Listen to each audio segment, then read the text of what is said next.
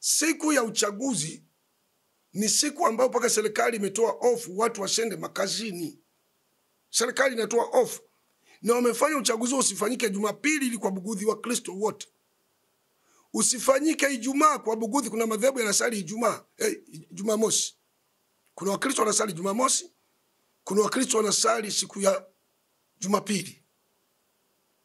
Waislamu wanasali siku ya Ijumaa. Kwa siku tatu zote hizi zimewekwa pembeni kwa kuheshimu imani za watu. Uchaguzi usifanywe katika ndani ya siku tatu watu wafanye ibada yao, maombi, waombe nchi wanavyotaka, wakeshe, walio galigali. Wafanye michango yao kama na harambee zao wafanye huko.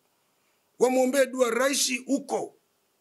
Lakini siku ya Jumatano iwe ndio siku ya kupiga kura.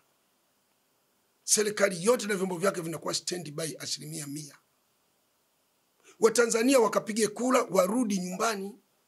Waangalie mambo yote kwenye television, vyombo vya habari, au kupitia TV za mikononi, kupitia simu zetu na mitandao ya kijamii. Lengo kutengeneza amani.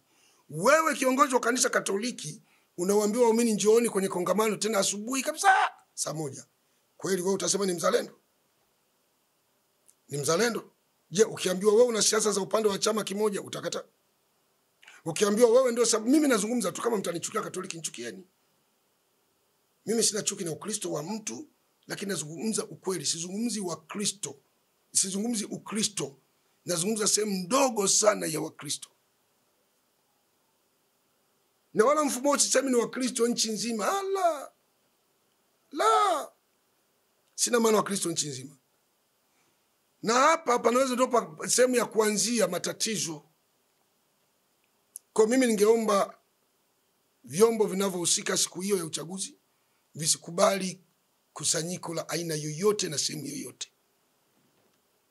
Kama kweli ni watu wa dini lazima limtakubali. Kama mmekusudia Mungu, ili langu mtaliafiki. Lakini kama mtakuwa mmekusudia shari na vurugu, mtatengenezea matatizo hapa mtakapoziwiwa. Sisi wote tuna akili na tunajua. Mmoja